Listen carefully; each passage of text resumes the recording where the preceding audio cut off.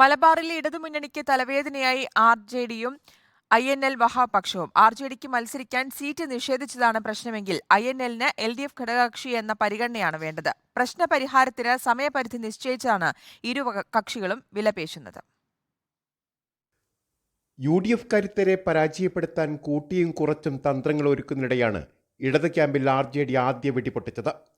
LDF വഞ്ചിച്ചെന്ന പ്രഖ്യാപനത്തിന് പിന്നാലെ board corporation സ്ഥാനങ്ങൾ രാജിവെച്ചു.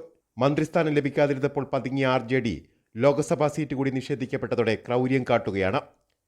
ഇടതുമുന്നണിക്കൊപ്പമെന്ന് പ്രഖ്യാപിക്കുമ്പോഴും അണപ്പൊട്ടിയ വികാരം ആർക്കനുകൂലമാകുമെന്നത് തീർത്തു പറയാൻ കഴിയില്ല.